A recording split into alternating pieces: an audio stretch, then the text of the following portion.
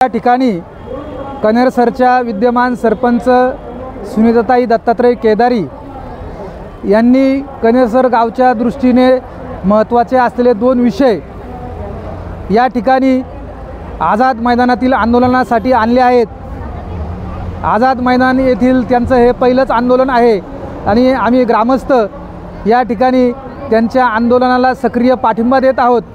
तसेच खेड तालुका भाजपचे उपाध्यक्ष व कनेरसर यात्रा कमिटीचे अध्यक्ष दिलीपराव माशेरे असतील, बहुल तंटामुक्त समितीचे अध्यक्ष माऊलीभाऊ साबळे असतील, त्याचप्रमाणे रावबहादूर नारायण मेघाजी लोखंडे यांचे पंतू गोपीनाथ लोखंडे असतील, तसेच अशोकराव साबळे असतील, त्याप्रमाणे आप्पा पानसरे असतील, त्याचप्रमाणे सरपंच केदारी यांच्याबरोबर आलेले त्यांचे समाज बांधव हे या ठिकाणी आज आंदोलन करीत असताना त्यांच्या भावना अतिशय तीव्र आहेत।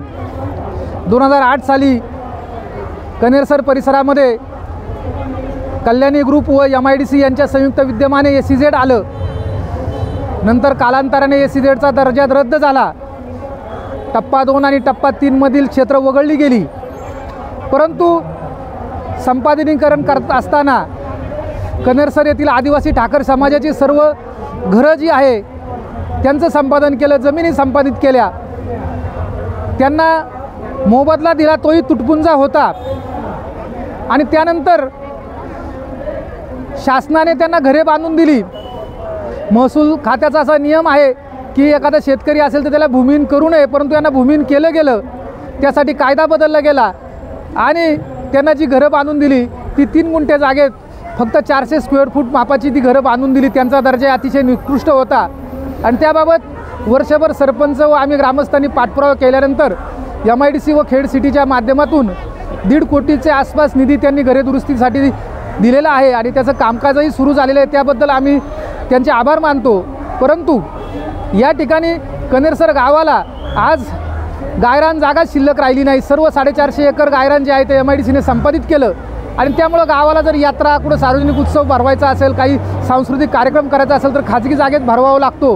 ग्रामपंचायतीकडे जागाच उपलब्ध नाही आणि त्यासाठी शासनाने 10 एकर जागा दिली पाहिजे आणि ह्या आदिवासी ठाकर समाजाला त्यांच्या नावावर 5 गुंठे प्रत्येक कुटुंबाला दिली पाहिजे आणि ती 2008ची पडताळणी किंवा तपासणी न करता आज त्यासाठी 2024चा सर्वे केला जावा आणि पूर्वीच्या 2008 साली जी कुटुंब असेल त्याच्यातून किती विभक्त कुटुंब झालेली आहे ती पाहिली जावी आणि त्या प्रत्येक विभक्त कुटुंबाला म्हणजे एखाद्या कुटुंबामध्ये 3 मुलं असतील, त्यांचे विवाह झाले असतील आणि त्यांचे जर विभक्त जर असतील तर त्या प्रत्येकाला 5-5 गुंठे जागा ही शासनाने दिली पाहिजे, कारण भावी काळामध्ये ही समस्या खूप मोठी निर्माण होणार आहे। आदिवासी ठाकर समाज हा अल्प शिक्षित असतो।